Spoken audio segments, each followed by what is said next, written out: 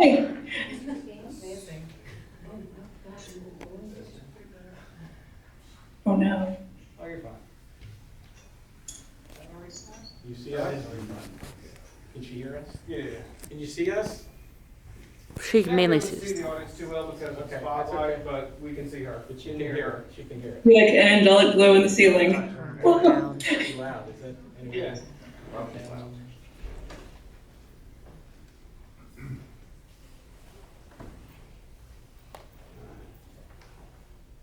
You ready? Yeah. It's all you. Okay, thanks for sticking around. It's kind of the kind of movie that offers us a lot to talk about. So the first thing I want to do is introduce our learned panel. There's Sarah Council, a choreographer, teaching artist, and artistic director of Sarah Council Dance Projects here in Charlotte. Next, we have Audrey Baran, dance artist, educator, and director of Baran Dances, also here in Charlotte. And joining us on Zoom from Winston-Salem is Annie O'Brien, a professor of religion at Catawba College. Everybody can hear?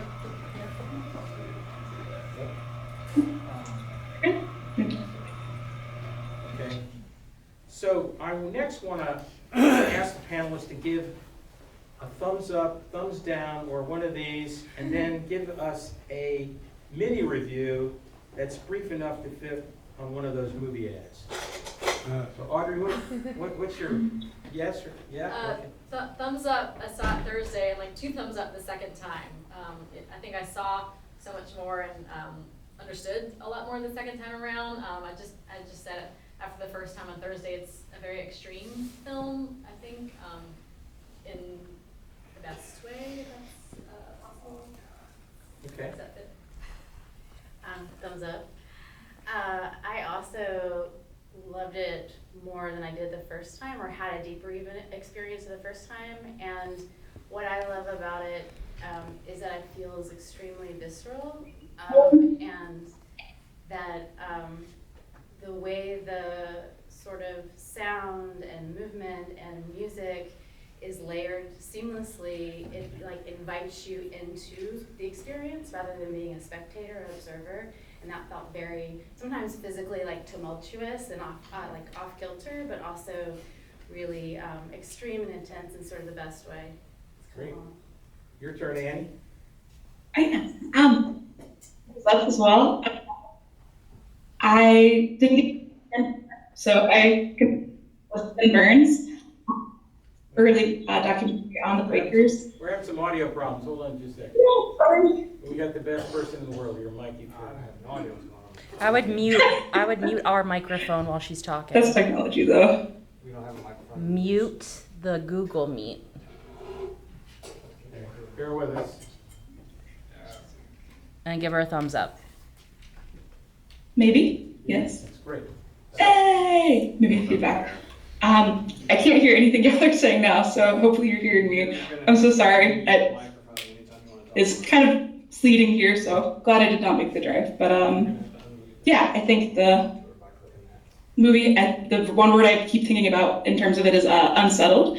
The kind of way it invites you into thinking about how different this group of people was and how sometimes difference can really feel like deviance is something that I've still been thinking a lot about since we saw it last.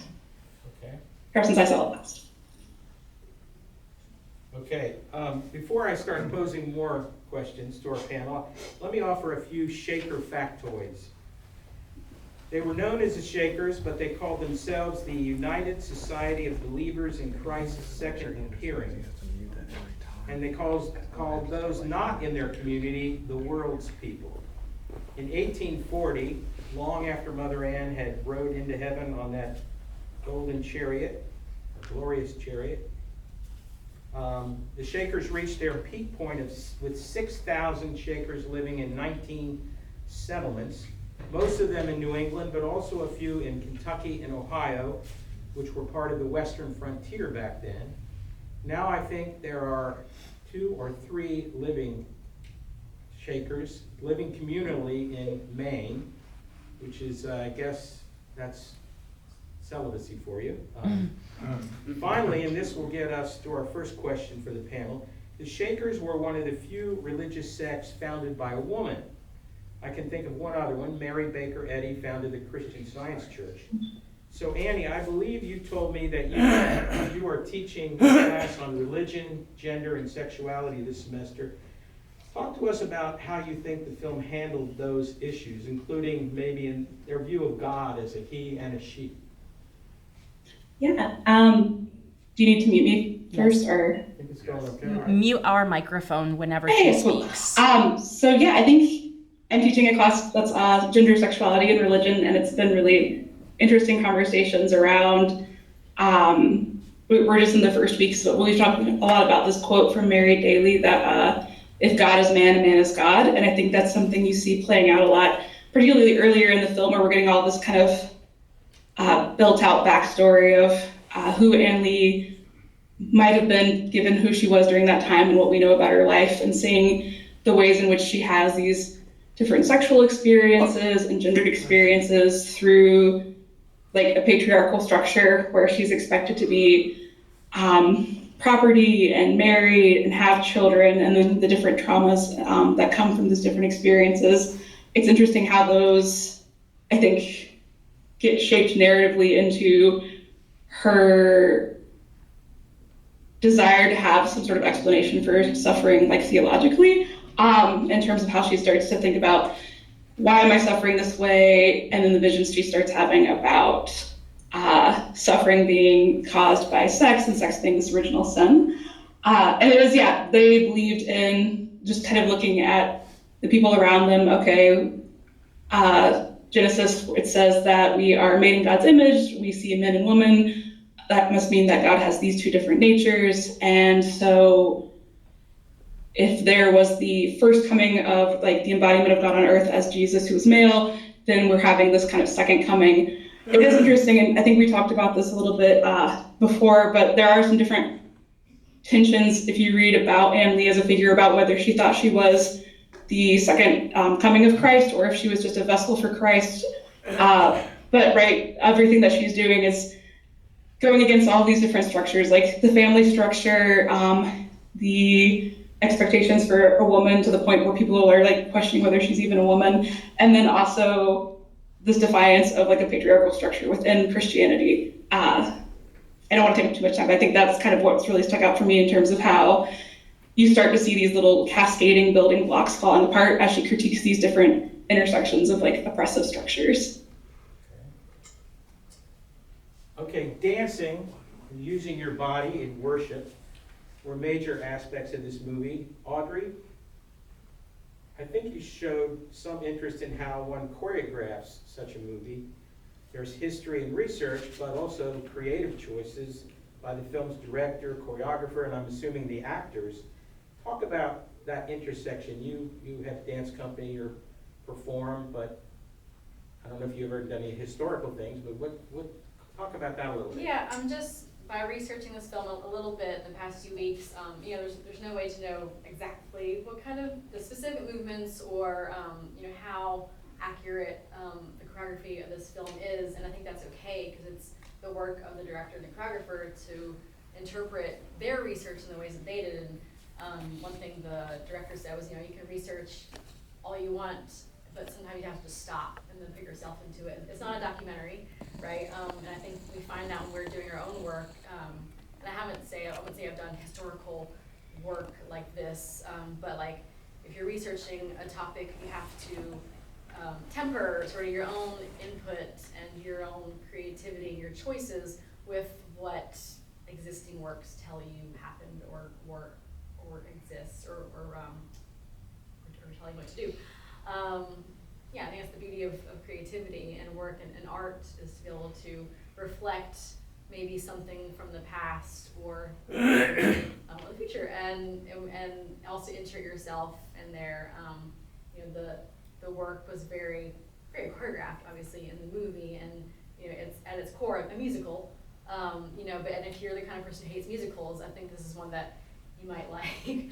It's not uplifting, it is not cheesy, but there's something visceral that happens when you watch it that tells you like this is for a reason. And I don't know if this is like that spontaneous musical number that is someone's dream sequence, or like this is actually what happened. And I don't think it matters either, because it Is it a musical?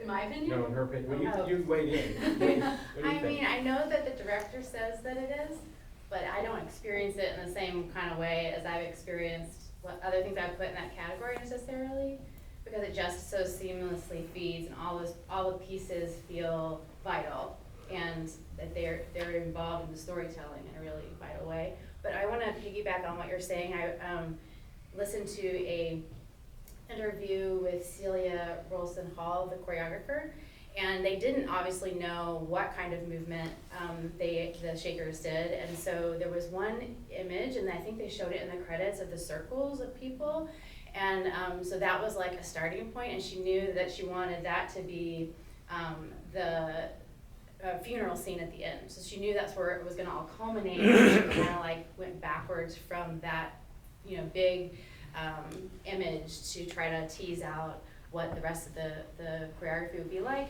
But a big sort of guiding line was like, is this authentic? Does it feel real? Does it feel prayerful and worshipful? And there was always, within the creative process, if it felt too dancey, they would pull back, because they really wanted it to have this sort of experiential, prayerful, worshipful sort of through line.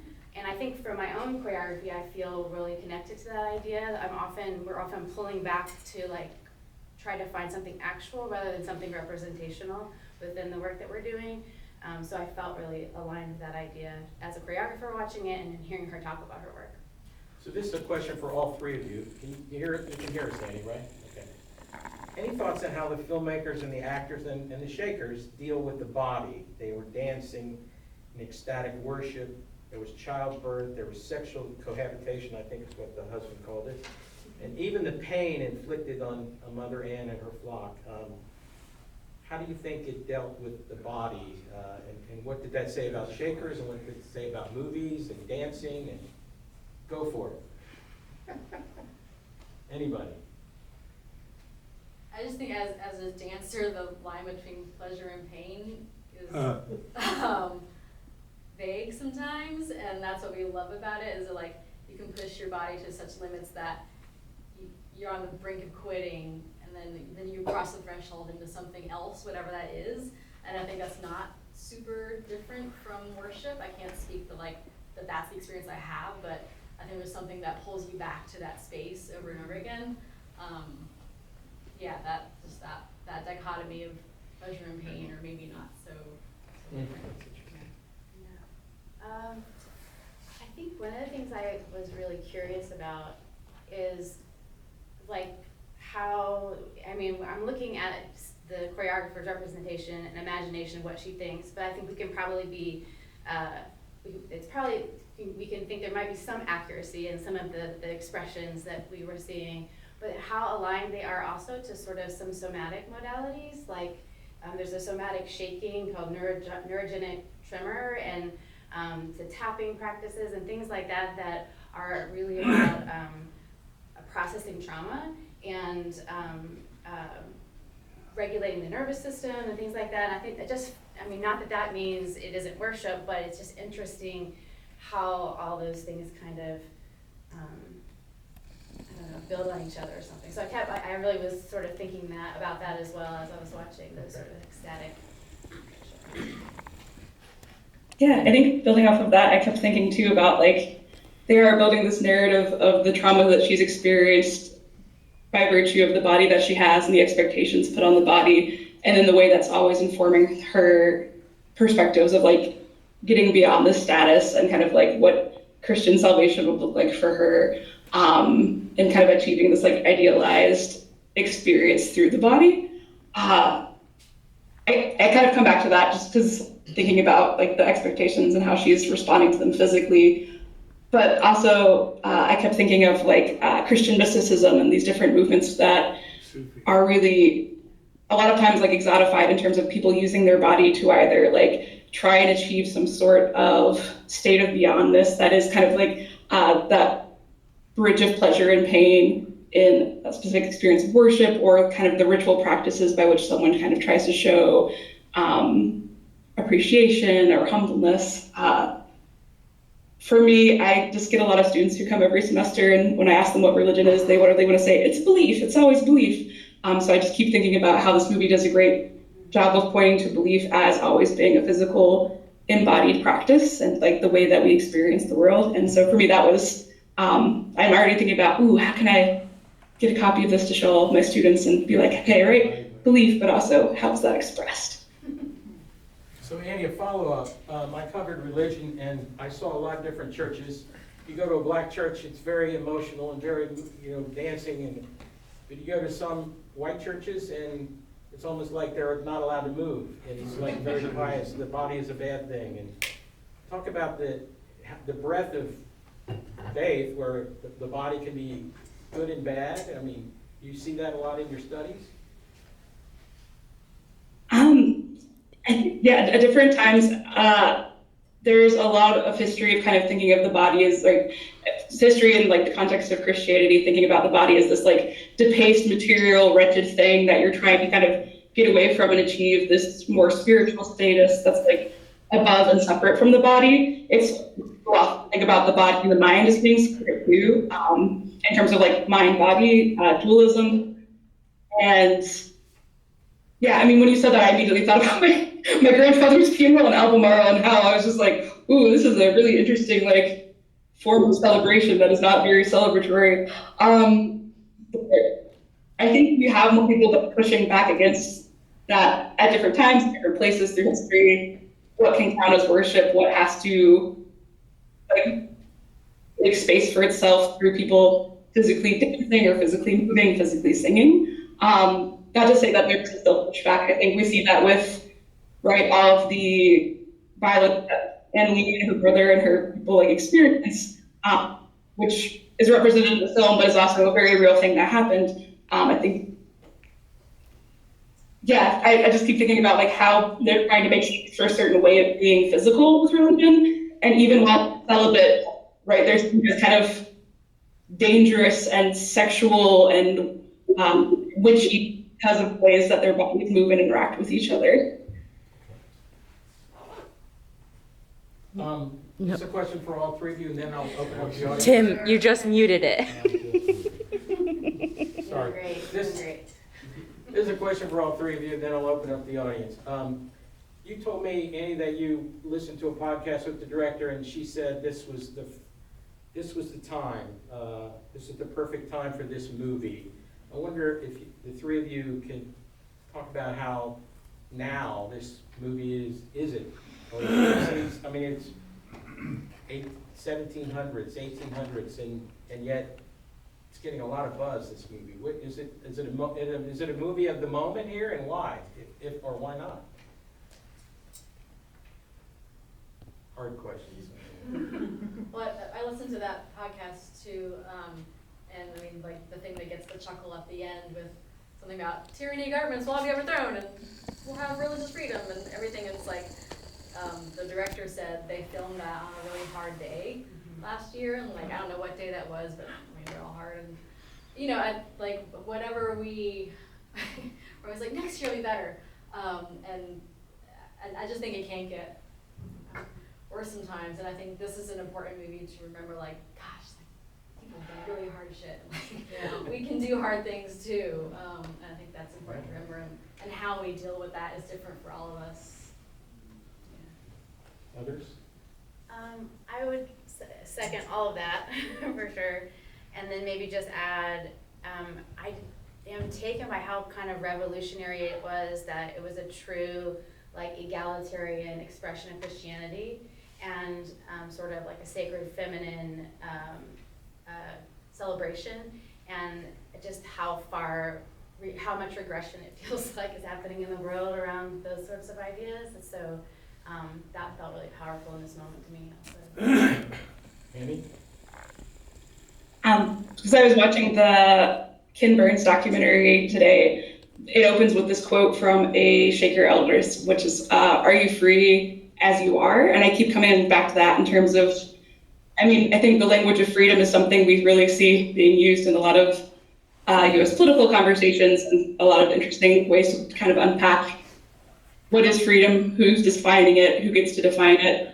But I think with the movie, you're seeing kind of this really earnest and very powerful representation of what it means to kind of recognize that the patterns of our everyday life are things we've inherited, things we construct, and things that are able to be changed and shaped in different ways. And so I keep coming back and thinking about that in terms of kind of just like this movie as this expression of refusal or defiance, and that moment as kind of like the opportunity to show people different ways of being in the world.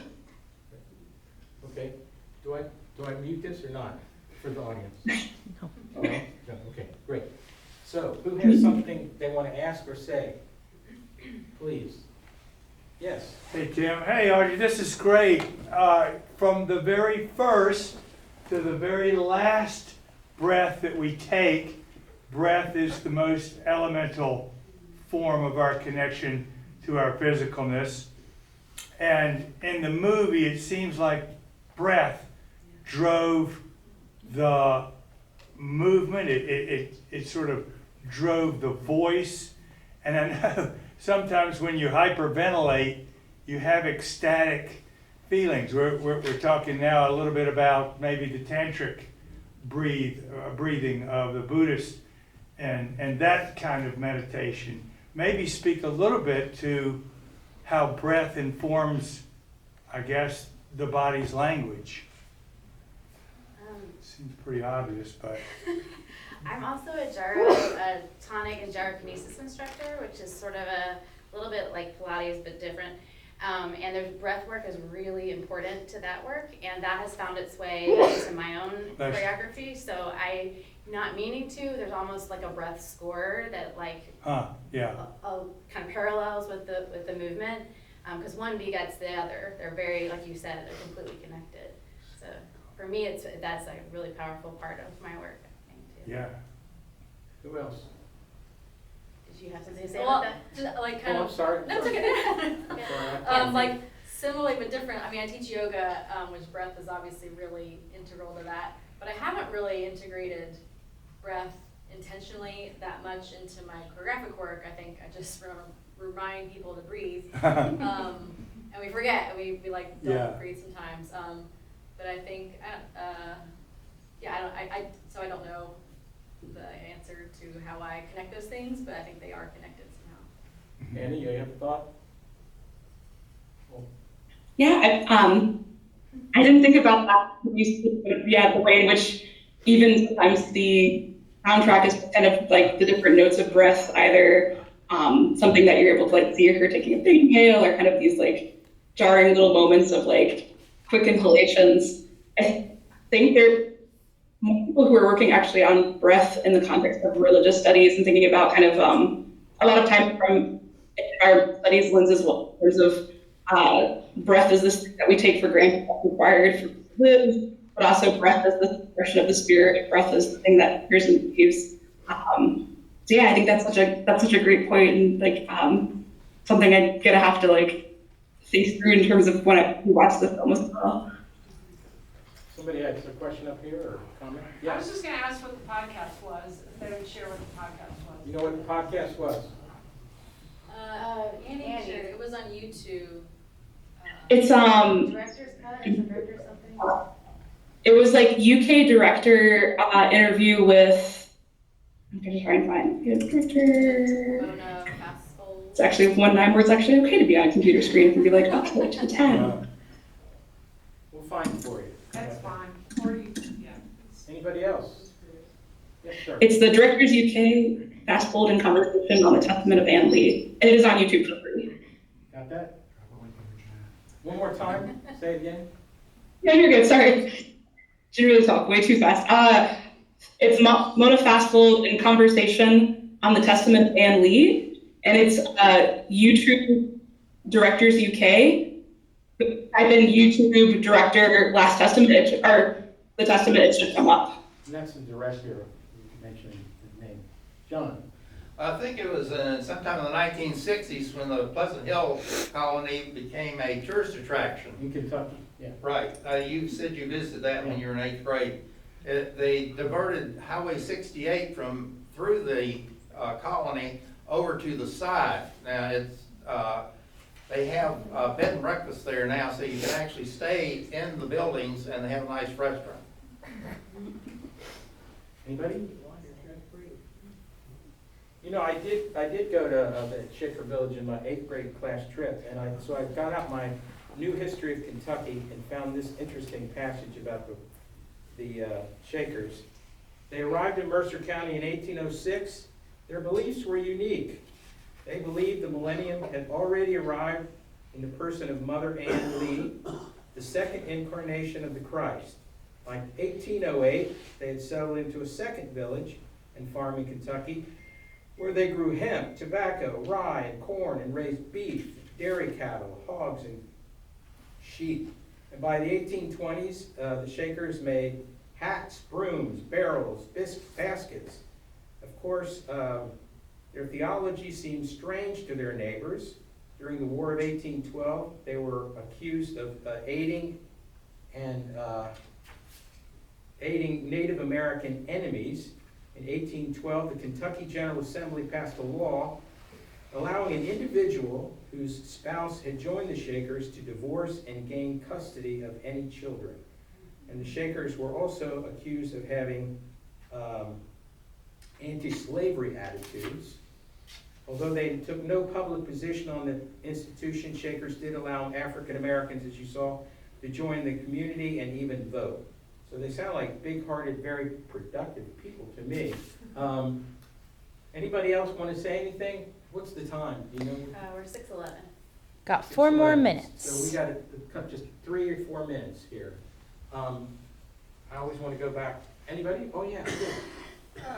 I just wanted to share this like continuous concept that was popping up in my head watching the movie was just like transmutation. So the idea of like not using your body to just channel like from pain and suffering to something more unitive, like love or community, aspects of community. I thought there was those shots of the furniture they built or the parts of the buildings that they built to really show that they were taking things like matter from Earth directly into like the places that they were going to inhabit, the spaces that they were going to inhabit, their spirits that were going to inhabit those spaces. So in a way it was like there is initially, as mentioned before, like the body, the vessel. It's kind of in Anne's early experiences, she was disgusted with it, but she was able to channel her energy and teach others how to channel that energy and pain into something where you can let go, but also harness it and be really focused. So it was, I don't know, I just thought that was interesting. Yeah. Very beautiful. Thank you. Thank you. Anybody else? Last chance. I'll leave the final words to the panel. You have any final thing that I didn't ask you that you wanted to say? I would say, what's that one question you wished I'd ask and I never did ask it? And what's your answer to that question? I think I have an answer for that. Oh, I know. You said one of you said something about the actress. Oh. How did she pronounce it? Amanda Seyfried. Yeah, she played in Big Love. Yeah. Which was a TV series about Mormons and polygamy. So they had a very different attitude about sex and having children. So these actresses, you know, She's phenomenal. she was robbed. I thought she should have gotten an Oscar nomination. Snubbed. For that. And some of the production values and it just was totally ignored. But she did get a Golden Globe nomination. There's a special behind the scenes or like inside look on Hulu. TV or HBO Max that I would recommend. I think it's on Hulu, isn't it? Is it Hulu? Yeah, I watched it the other night. There's a just making of the movie kind of documentary. It's 20 minutes long on Yeah. Hulu. fascinating. And she mentioned Ken Burns. One of Ken Burns' first films, documentaries, was about the Shakers. I think it was 1985. It's only an hour long. You can get it on PBS, probably online somewhere. And David McCullough did the narration. What were you gonna say? I was gonna say they just, I think they just made it more available on PBS in the last few weeks as a response to the movie. They're actually more pre-site, like, read it on as well. And in it, they interview a couple of surviving Shakers who sing. and dance a little bit. So it's a beautiful documentary, and it's only an hour, so check that and who. Go ahead. And they talked to some people who left the church as well, and kind of their reasons for leaving. Oh, yeah, right, yeah. So, please help me thank the great panel.